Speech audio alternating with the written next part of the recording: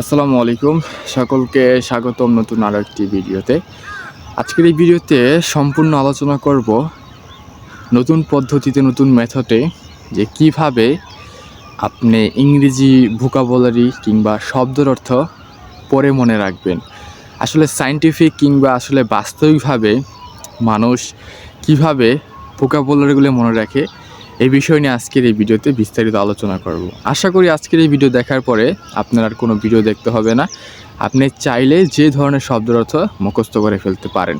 তো চলুন কথা না বাড়িয়ে শুরু করে ফেলি। ইংরেজি শব্দের অর্থ শিখতে গেলে আপনাকে সর্বপ্রথম আপনার সারাউন্ডিংটাকে ব্যবহার করতে হবে। অর্থাৎ আপনার আশেপাশে যখন কোনো কিছু বলার চেষ্টা করবেন, তখন আপনি যদি নতুন হয়ে থাকেন আপনি আটকে যাবেন, এবং যখন আটকে যাবেন তখন আপনাকে সে শব্দ ব্যবহার করতে হবে। এখন আমি একটা সিঁড়ি বলেন কিংবা নদীর পানির খাল বলেন বা যেটাই বলেন না কেন, ধরে নিলাম সিঁড়িতে আছি, যে আমি সিঁড়ির উপরে বসে আছি। এটা ইংরেজি হবে যে I am sitting on the stair. এখন ধরেন আপনি সিঁড়ি ইংরেজি জানেন না, কিন্তু আমি জানি, বাট একটা সময় আমিও জানতাম না। ধরেন আপনি জানেন না, এখন আই এম সিটিং অন, ঠিক আছে, আমি বসে আছি কোথায়? সিঁড়িতে। এখন সিঁড়ি ইংরেজিটা কি? এখন আপনি এটা কি করবেন? জানেন না। এটা জানতে হলে আপনাকে ডিকশনারি ব্যবহার করেন, যেহেতু এখন আধুনিক যুগ। ওই খাতা কলম না থেকে তার তো শর্টকাট হয়, একটা অ্যাপ নামা নিলেই হয়। অনেক ধরনের ভোকাবুলারি অ্যাপ রয়েছে, ফ্রি অ্যাপ, আপনি চাইলে নামা নিতে পারেন। লিখবেন সিঁড়ি। সিঁড়ি লেখার পরে দেখেন অনেক ইংরেজি শব্দ আসবে, যেটা সবচেয়ে সুইটেবল সেটা আপনি ব্যবহার করেন, যেটা স্টেয়ার বলা হয়ে থাকে। তারপরে আপনি সেটা ব্যবহার করেন বিভিন্ন বাক্যে, যেটা আমি বললাম আপনাকে, আই এম স্ট্যান্ডিং আর I am sitting on the stair, আমি সিঁড়ির উপরে বসে আছি। এই আনুষঙ্গিক বা পারিপার্শ্বিক বিষয়টাকে আপনি সবচাইতে বেশি প্রাধান্য দিবেন। যখন আপনি শব্দটা শিখলেন, চেষ্টা করবেন যতটা পারেন সেই শব্দটা দিয়ে বাক্য তৈরি করবেন, যেটা আমি আপনাকে জাস্ট একটা উদাহরণ দিলাম স্টেয়ার শব্দটি দিয়ে। এখন আপনার মাথায় যত কিছু আছে, সেই স্টেয়ার শব্দটি দিয়ে আমরা কোথায় কোথায় কখন কী রকম শব্দ ব্যবহার করি, এই বিষয়গুলো আমাদের কাছে মাথায় রাখতে হবে। এবং যা আপনি জানেন, বাংলা বাক্যে সিঁড়ি নিয়ে আমরা যা যা বলি সব বিষয় বলার চেষ্টা করবেন। কারণ ইংরেজি শব্দের অর্থ শিখলে হবে না, আপনাকে সেটা বাক্য করতে হবে। কারণ ইংরেজি যেহেতু ভাষা শিখবেন, আর আপনি তো ইংরেজি ভাষা শিখলে ইংরেজি বাক্য বলতে হবে, তাই ইংরেজি শব্দ তো বেশি প্রাধান্য না। হ্যাঁ, শব্দ প্রাধান্য বাক্য তৈরি করতে গেলে। এখন শব্দ শিখে তার কাজ হবে না, বাক্য বানাতে হবে। 2 নম্বর কাজ যেটা হলো, আপনাকে অবশ্যই ইংরেজি শব্দ দিয়ে বাক্য তৈরি করতে হবে। 3 নম্বর যে বিষয়টা খুব গুরুত্বপূর্ণ একটা কৌশল, যে আমাদের মধ্যে অনেকেই আছে অনেক জটিল জটিল শব্দের প্রোনাউন্সিয়েশন কিংবা উচ্চারণ বা মনে রাখতে পারে না। তো আমার এক সিনিয়র ভাই, তিনি একদিনকে আমি একটা বলছিলাম একটা বিষয়, যে কচুরি পানা বা কচুরি যে নদীতে যায়, গরুকে যে খাওয়ানো হয়, সেই কচুরি, এগুলাকে বলা হয় হায়াসিন। তিনি আসলে মনে রাখতে পারতো না।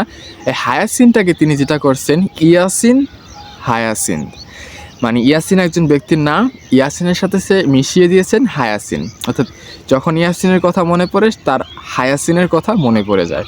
তো আমার জীবনে আসলে এরকম বিভিন্ন পড়াশোনার ক্ষেত্রেও এরকম কিছু কৌশল কাজে লাগিয়েছি, যার ফলে অনেক কিছুই মনে রাখতে পেরেছি। আপনিও চাইলে এই ধরনের ইয়াসিন হায়াসিন, মানে হায়াসিন মানে কচুরি পানা বা কচুরি, এটা বোঝানো হয়, চাইলে আপনি এই ধরনের ট্রিক্সগুলো ব্যবহার করতে পারেন। কারণ জটিল জটিল শব্দ রয়েছে ইংরেজিতে, কারণ ওইগুলা আপনার উপর ডিপেন্ড করে কোনভাবে বা কিভাবে আপনি চাইলে আপনার ইংরেজিটা বাড়াতে পারবেন বা আপনি মনে রাখতে পারেন। এই কৌশলটা অনেকটাই কাজে দিবে। এটা হলো আমাদের 3 নাম্বার কৌশল, আপনি কঠিন শব্দের জন্য ব্যবহার করতে পারেন। এখন প্রশ্ন আসতে পারে, আপনি শব্দের অর্থ কীভাবে শিখবেন? এখানে সবচেয়ে গুরুত্বপূর্ণ একটা কথা আমি বলে রাখি, অনেক পরামর্শ দেয় প্রতিদিন 5টা 10টা করে শব্দ অর্থ শিখতে বই থেকে। বাংলাদেশে ভোকাবুলারি দুনিয়ার বই রয়েছে, বাট আমি একজন নতুন লার্নার হিসেবে, বা আমি যতটা ইংরেজি বলতে পারি, রাইট কিংবা সঠিক বা ভুল যেটাই হোক না কেন, বাট আমার অপিনিয়ন আপনারা কখনো এই কাজ করবেন না।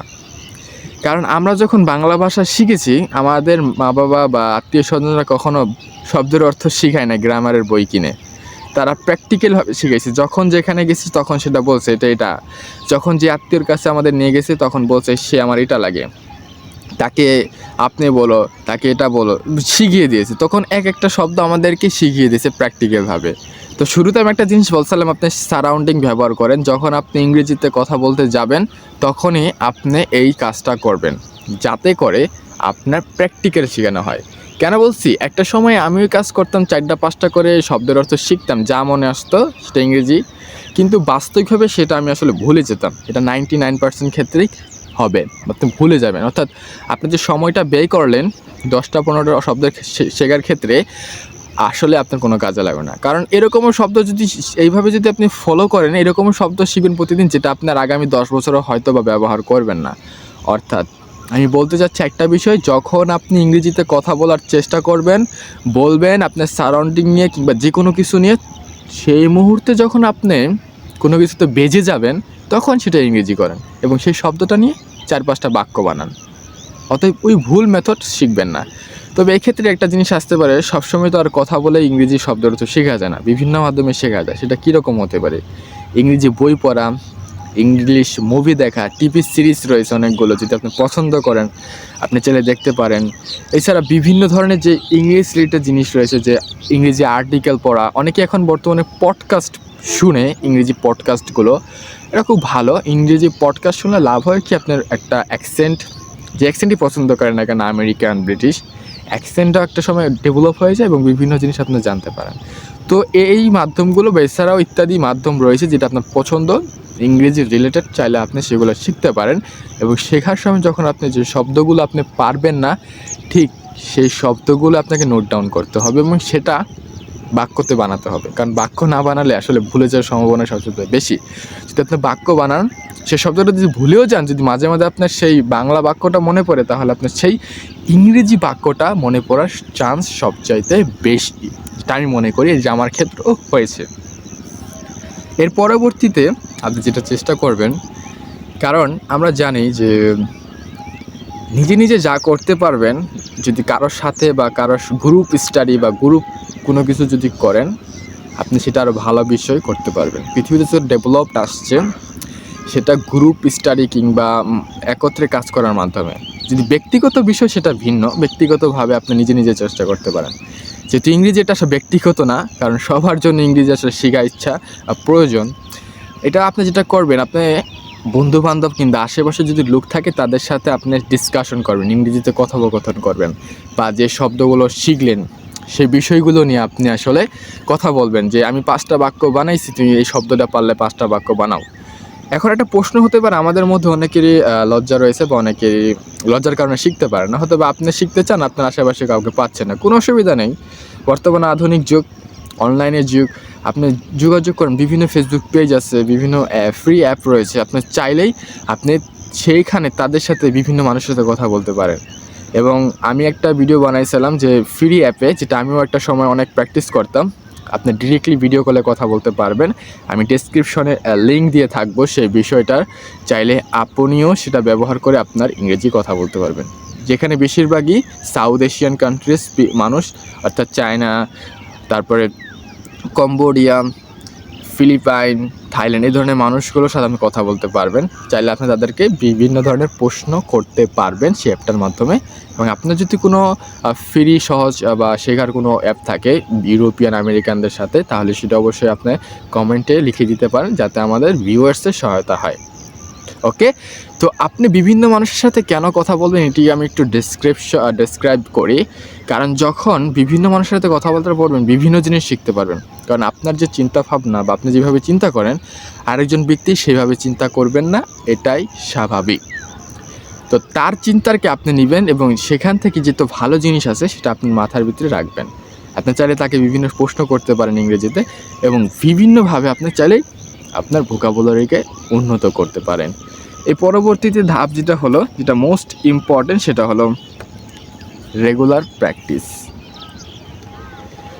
রেগুলার কোনো কিছু করা ছাড়া কেউই কখনো কোনো কিছু উন্নত করতে পারে না।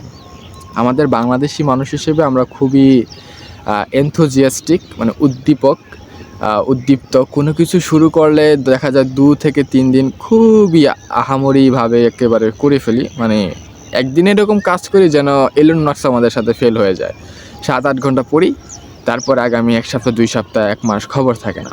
আপনাকে এই কাজ করতে হবে না। যদি প্রতিদিন 10 মিনিটও প্র্যাকটিস করেন, সে 10 মিনিটই থাক, তবে প্রতিদিন 10 মিনিট প্র্যাকটিস করেন।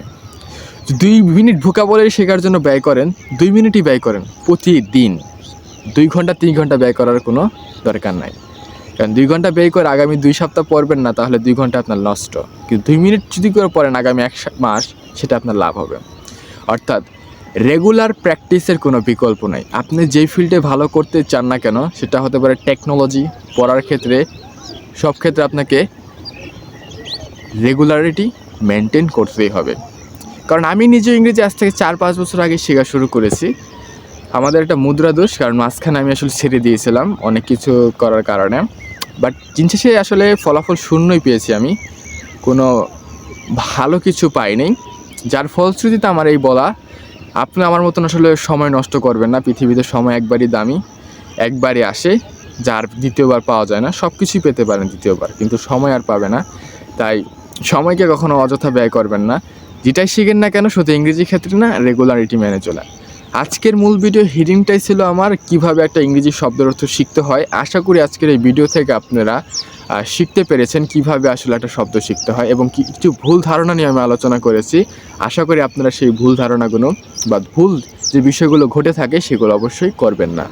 দেখা হচ্ছে পরবর্তী ভিডিওতে। সেই পর্যন্ত সকলে ভালো থাকুন, শিখতে থাকুন, নিজেকে ডেভেলপ করতে থাকুন। ইংরেজি বিষয়টি শিখে নিজেকে এগিয়ে নিয়ে যান, পৃথিবীর মানুষের সামনে নিজেকে উপস্থাপন করুন। আসসালামু আলাইকুম।